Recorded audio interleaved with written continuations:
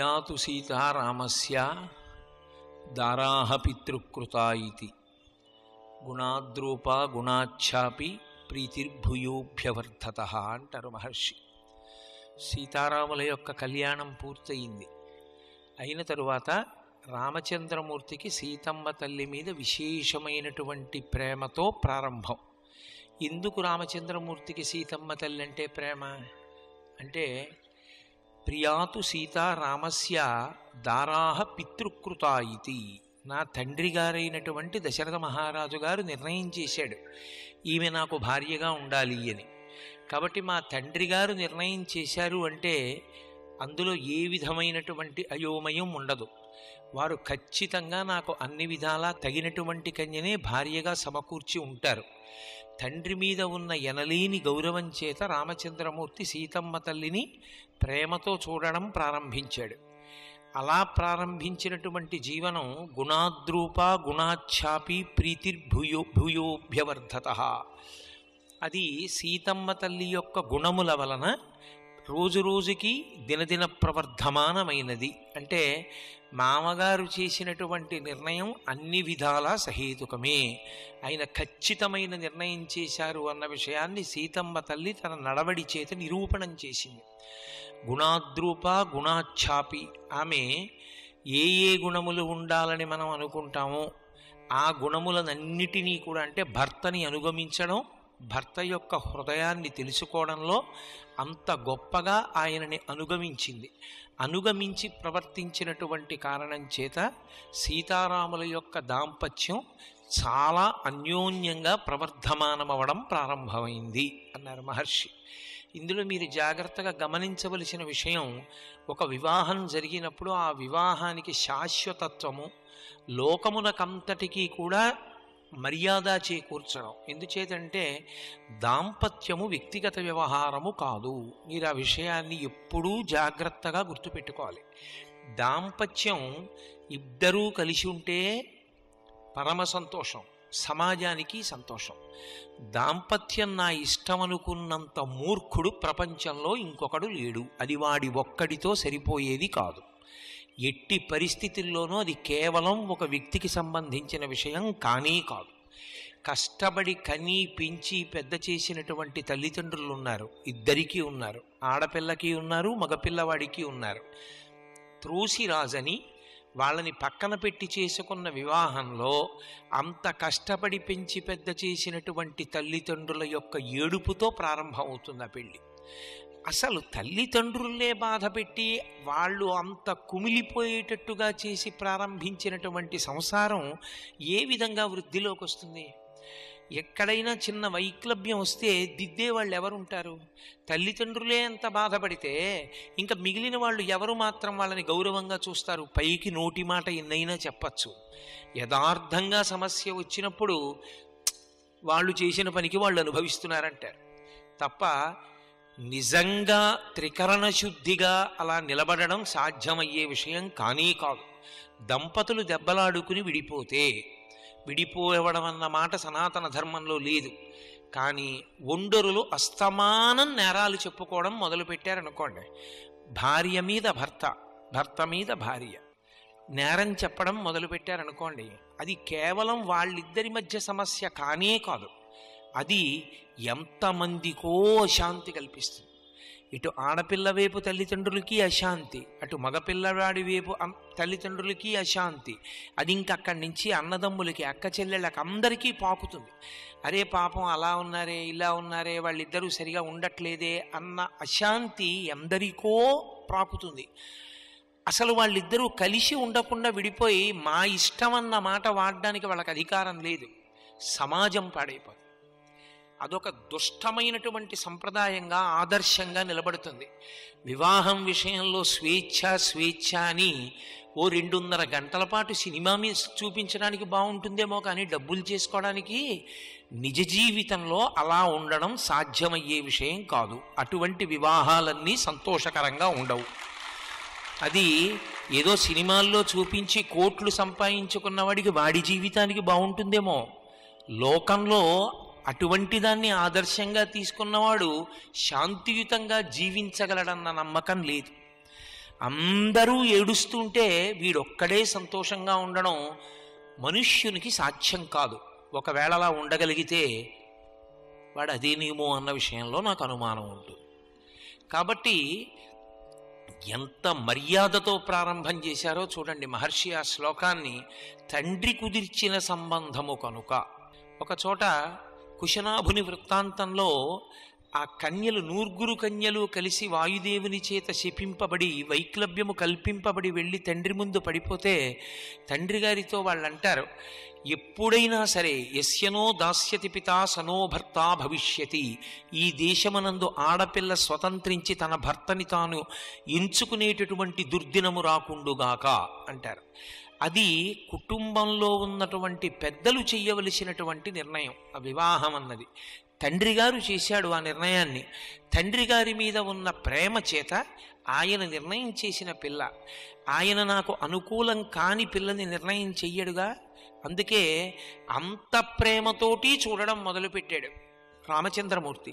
కాబట్టి వాళ్ళిద్దరి మధ్య తండ్రి ఏదో నిర్ణయం చేశాడు కదా అని ఎంతకాలం సర్దుకుంటాడని కాదు, మామగారు చేసినటువంటి నిర్ణయం 100% నిజమే అని కోడలైన సీతమ్మ నిరూపించింది. తన గుణముల చేత తన నడవడి చేత రామచంద్రమూర్తిని అనువర్తించి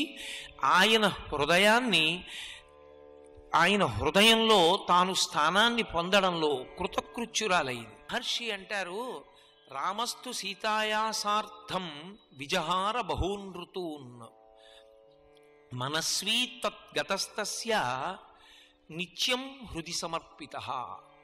చాలా గొప్ప శ్లోకం. సీతారాముల యొక్క అన్యోన్యత గురించి మాట్లాడుతున్నారు. రామస్తు సీతాయాసార్థం విజహార బహూనృతూన్. అసలు వివాహం అనేటటువంటిది కామము ధర్మంతో ముడివేయడానికి కనుక వాళ్ళిద్దరూ చాలా కాలం సంతోషంగా విహారం చేశారు. అనేక ఉద్యానవనములలో ఉపవనములలో సంతోషంగా తిరిగారు. రామచంద్రమూర్తి మనస్సులో ఎప్పుడూ సీతమ్మే ఉండేది. ఎందుకని? ప్రారంభంలో దశరథ మహారాజు గారు తనకి ఆమెను ఇల్లాలిగా నిర్ణయం చేశాడని. సీతమ్మ ఎందుకు రాముణ్ణి ప్రేమించింది?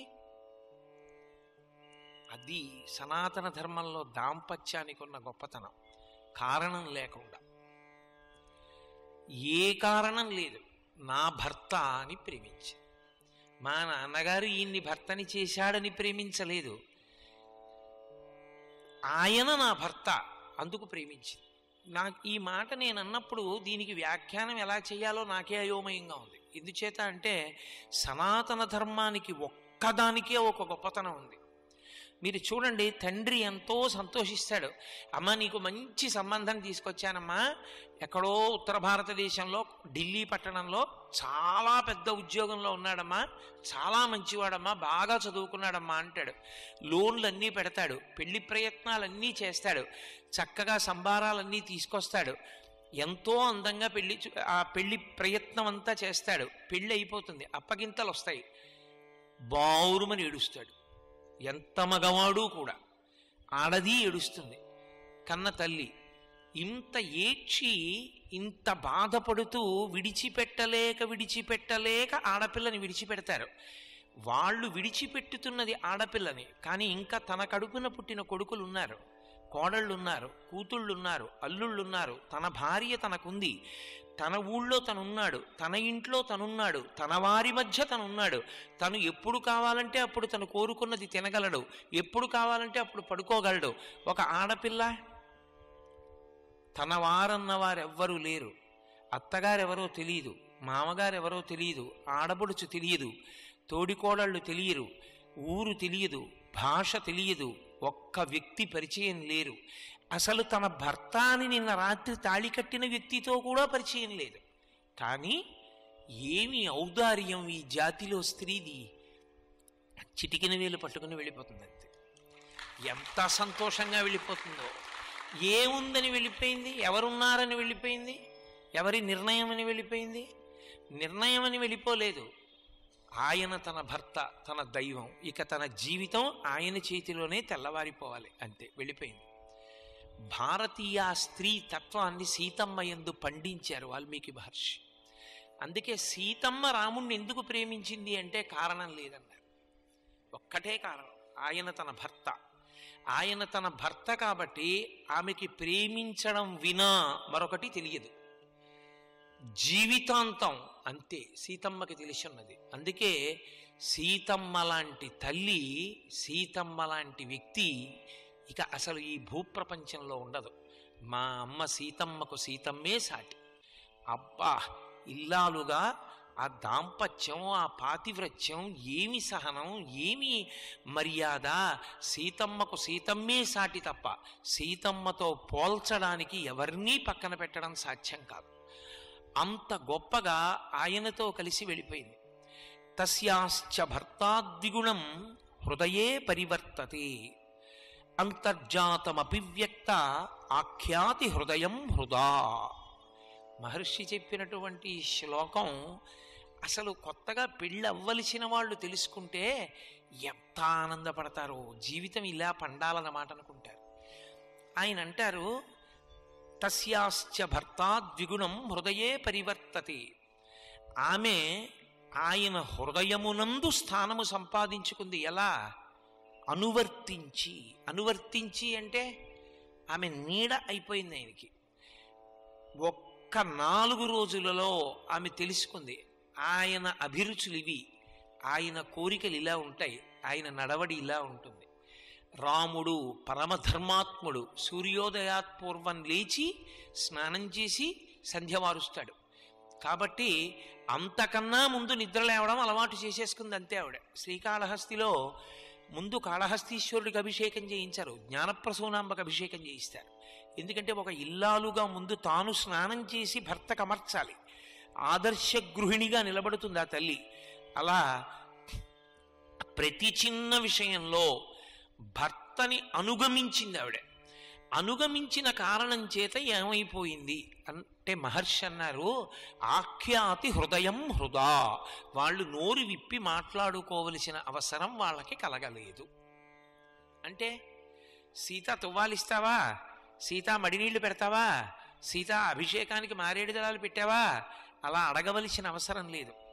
రాముడే పెట్టుకుంటే ఏదైనా మరిచిపోయి మళ్ళీ లేవాలేమో, సీతమ్మ పెడితే రాముడు లేవక్కర్లేదు. అంటే ఆయన పూజ ఎలా చేసుకుంటాడో, పూజలో ఎక్కడెక్కడ ఏ సంబారాలు వాడుకుంటాడో అందులో ఒక్క సంబారం కూడా తక్కువ రాదు. పూజ ఆవిడ చేస్తుంది, ఆవిడ కాదు రాముడు చేస్తాడు. పూజ చేసేది రాముడు, పూజకు అందించేది ఏర్పాటు చేసేది సీతమ్మ. ఎవరి హృదయాన్ని బట్టి? తన హృదయాన్ని బట్టి రాముడి పూజ కాదు, రాముడి పూజని బట్టి సీతమ్మ అమరిక. మీరు ఆ విషయం గమనించాలి. ఎంత అందమైనటువంటి ఏర్పాటులో ఆవిడ పెడుతుందంటే ఆయన ఉపచారాలు చెయ్యడానికి వీలైన రీతిలో ఆయా పదార్థములను వరుసక్రమంలో పెట్టి ఉంచేస్తుంది అంతే. రాముడు ఇప్పుడు ఈ అవసరంలో ఉంటాడు, ఆయన సీత అని పిలవక్కర్లేదు, ఆయన ఈ అవసరంలో ఉంటాడు ఆవిడ తెలుసుకుంటుంది, ఆవిడ అమర్చేస్తుంది దాన్ని. ఆయన ఇప్పుడు స్నానానికి పెడతారు, ఆవిడ పంచెల చాపు అవి అక్కడ పెట్టేస్తుంది. రాముడు స్నానానికి పెడతాడు, ఆమె పావుగంట ముందే రాముడి స్నానానికి అక్కడ ఏర్పాట్లు అన్నీ ఉన్నాయో లేవో చూసేస్తుంది. సీత ఇక్కడ అనవలసిన అవసరం ఉండదు. ఒకవేళ అన్నీ ఆవిడ అమర్చిన, అంటే నేను లౌకికమైన ఉదాహరణకి చెప్తున్నాను, వాల్మీకి రామాయణంలో ఉంది అని కాదు, వాల్మీకి హృదయాన్ని ఆవిష్కరించే ప్రయత్నం చేస్తున్నాను. అన్నీ అక్కడే ఉన్నా రాముడే చూసుకోలేదనుకోండి, సీత అన్నాడు అనుకోండి, పంచల్ చాప ఆ పక్కనే ఉంది అంటుంది ఆవిడ. వాక్యం పూర్తి చేశాడా? పంచల్ చాప ఎక్కడుంది అని అడిగాడా? స్నానం చేసి వచ్చిన ఇంత సమయం తర్వాత సీత అన్నాడంటే పంచల్ చాప కనపడలేదనమాట. ఆయనకి ఏదో వెతుక్కుంటున్నాడు. ఖచ్చితంగా దాని గురించి కాదోయ్ అని ఆయన అన్న సందర్భం ఉండదు. ఆయన ఎప్పుడు సీత అన్న పాలు అక్కడే పెట్టాను అనగలదు. అంటే ఆయన అవసరాన్ని ముందు గమనించి పెడుతుంది. రాముడు కూడా అలా అయోమయంగా అక్కడే ఉన్నా మళ్ళీ సీత సీత అంటూ ఉండడు. అంటే ఇప్పుడు వాళ్ళిద్దరూ మాట్లాడుకున్నారనే దాని ఉద్దేశ్యం, మాట్లాడుకో అక్కర్లేని పరిస్థితి వచ్చింది. ఎందుకని? ఒకళ్ళ మీదకొకళ్ళకి కోపం వచ్చి మాట్లాడుకోక కాదు, అసలు ఒకరి హృదయాలు ఒకరికి మారిపోయి అవతల వారి అవసరాల్ని యువతల వారు తెలుసుకుంటారు. తెలుసుకుని అన్నీ జరిగిపోతుంటాయి. జరిగిపోతున్నప్పుడు వాళ్ళ హృదయాలు మాట్లాడుకుంటుంటాయి. ఎంత సంతోషపడిపోతుంటాడో రాముడు, ఎంత గొప్పగా పెట్టేసింది, అన్నీ అయిపోయాయి చక్కగాను అని. ఆమె విషయంలో ఆయన అంతే. సీతమ్మ హృదయంలో ఏముందో రాముడు అంత బాగా తెలుసుకుంటాడు. తెలుసుకుని సీత ఇలా చెయ్యి అంటాడు. అంత గొప్పగా ఒకరితో ఒకరు నోరు విప్పి మాట్లాడుకోవలసిన అవసరం ఎప్పుడో ఏదో చాలా విశేషమైనదైతే తప్ప అసలు అవసరం లేదు. ఇది మాట్లాడుకోవడానికి వాళ్ళకి సందర్భం లేక కాదు, మాట్లాడుకోలేక కాదు, మాట్లాడుకోవడానికి విముఖులై కాదు, మాట్లాడుకోవలసినంత అవసరం లేనంతగా హృదయ మార్పిడి జరిగిపోయింది. అంటే ఒకరి మనసులు ఒకరి దగ్గరికి వెళ్ళిపోయాయి. అది దాంపత్యం. మహర్షి వాళ్ళ దాంపత్యం అంత గొప్పది అని చెప్పరు, వాళ్ళు అలా ఉంటారు అని చెప్తారు. నువ్వు అలా ఉండడానికి ప్రయత్నం చేస్తావా? చేయగలిగితే సీతారాముల్లో ఉండే ప్రయత్నం. అది భార్యాభర్తలంటే అంత అందంగా ఉంటుంది. ఎంత అందంగానో అర్థం చేసుకుని, అంత అర్థం చేసుకుని ప్రవర్తించగలిగినటువంటి ఆ స్థితి ఉన్నదే, అది చాలా చాలా గొప్ప దాంపత్యం. అసలు ముందు భర్తని అర్థం చేసుకుంటుంది. భర్తని అర్థం చేసుకుని ఆ భర్తని కమ్ముకొస్తుంది భార్య. భార్య ఆయన యందు ఉన్నటువంటి వెలితిని బయట పెట్టడానికి కాదు, ఆయన యొక్క హృదయ లాలిత్యాన్ని అర్థం చేసుకుని తను భర్తీ చేస్తుంది. అది ఆ దాంపత్యంలో ఉండేటటువంటి గొప్పతనం. అంటే నాకు ఈ మాటలు చెప్తున్నప్పుడు మీతో దీన్ని అస్తమానం ఏదో ఒక ఉదాహరణ చూపించకపోతే నేనన్న మాటకు అర్థం ఉండదు. మీరు చూడండి, భార్యాభర్తలు ఇద్దరి మనస్సులు ఒకేలా ఉంటే అది సంభవం కాదు. ఖచ్చితంగా భార్య మనస్సు ఒకలా, భర్త మనస్సు ఒకలా ఉంటుంది. కానీ భర్త మనస్సులో ఉండేటటువంటి కించిత్ బలహీనతని ఆవిడ పట్టుకుంటుంది. పట్టుకుని దాన్ని ఆవిడ పూరణం చేస్తుంది. పూరణం చేసి ఆయన యొక్క బలహీనతని తెలుసుకుని సంతోషపడిపోతుంది. తెలుసుకుని ఇలా ఉంటారండి, కానీ ఏం చేస్తాం, నేను ఇలా సర్దుకుంటాను, ఆయన అలాగే ఉండాలండి అని మురిసిపోతుంది మళ్ళీ. అది భార్యాభర్తలంటే. అంతేకాని వెలితి ఎత్తి చూపించకూడదు. నేను మీకు ఒక లాలిత్యమైనటువంటి దంపతుల గురించి చెప్పాలి అంటే, భర్త తన కొడుకుని కూడా కొట్టడు, తన మనవణ్ణి కూడా కొట్టడు. భార్యని పిలిచి వాడిని ఒక్కటేయి అంటాడు. వాడిని ఒక్కటేయి తనేయకూడదా? తను వీడు, తను చేయడు అలాగా. ఆయన లాలిత్యం అంతే, ఆయన కొట్టలేడు. కానీ అసలు నిజానికి కొట్టలేకుండా ఎవరు ఉండాలి? ఆడది ఉండాలి. మగవాడు ఏం చేయాలి? రేయ్ అని ఇలా వేలు చూపించాలి, అవసరమైతే వీప్ మీద ఒకటి వెయ్యాలి. కానీ ఆయన కొట్టడు, ఆయన వేలు చూపించడు. ఆయన హృదయం అమృత భాండం. ఆ సౌకుమార్యం అటువంటిది. అందుకని ఆవిడ్ని పిలిచి సేయ్ ఒకటేయవండి అంటాడు. ఆవిడ ఒకటి నన్నేయమంటారేటోటి అని వేసింది. ఓ 50 ఏళ్ళో 60 ఏళ్ళో దగ్గర పడిపోతుంటే చాలా గొప్పగా చెప్పుకుంటాడు. ఆయన వేరండి, నన్ను వేయమంటారు అంటే అది నేరం కాదు, పొంగు. మా ఆయన హృదయం అంత సౌకుమార్యం, అంత లాలిత్యం. కొట్టలేరు కూడా. మగవాడై కొట్టలేక అది నా చేత భర్తీ చేయించేస్తారు. ఆయన నేను వేరు కాదని ఆయన నమ్మకం. అంత ప్రేమ నేనంటే. అందుకని నువ్వేయి ఒకటి అంటారు. ఆయన అలాగే ఉండాలండి అని మురిసిపోతుంది యువత. విన్నవాళ్ళు ఏదో తప్పర్థం చేసుకున్నారేమో అని ఆవిడ బెంగ. అలా ఏం వాళ్ళ తప్పర్థం చేసుకోరు. వాళ్ళది విని సీతారాములుగా చూసి మురిసిపోయారనుకుని ఆ పిచ్చి తల్లికి తెలియదు. అది దాంపత్యం అంటే. అలా అంత సౌకుమార్యంగా భర్తీ చేసుకుని మురిసిపోగలగాలి. ఆ మురిపం ఉన్నదే, దాంట్లో అవతల వారి హృదయాన్ని అర్థం చేసుకుని యువతల వాళ్ళ హృదయం దాన్ని ఎక్కడెక్కడ పూర్ణం చెయ్యాలో అక్కడ పూర్ణం చెయ్యాలి, చేసి సంతోషపడిపోగలగాలి. అంతేకాని ఎప్పుడూ అవతల వాళ్ళలో ఏలో బలహీనతని చూసి ఇంటికొచ్చిన వాళ్ళందరికీ ఇది ఏం చేస్తుంటుందో తెలుసా అండి అని భార్యని 10 మంది ముందు ఎగతాళి చేశాడనుకోండి, అంతకన్నా అసహ్యకరమైన విషయం లోకంలో ఇంకోటి ఉంటుందా? మీరు ఆలోచించండి. భార్య తన నిచ్చిలి, పరమేశ్వరుడిచ్చిన గొప్ప కానుక, తనని జీవితాంతం అనువర్తించేటటువంటి అపురూపమైన స్నేహితురాలు. ఆమెని తను కమ్ముకు రావాలి. ఆమెకి ఏదైనా బలహీనత ఉంటే తను కప్పెయ్యాలి. తన వలన ఆమె గౌరవింపబడాలి.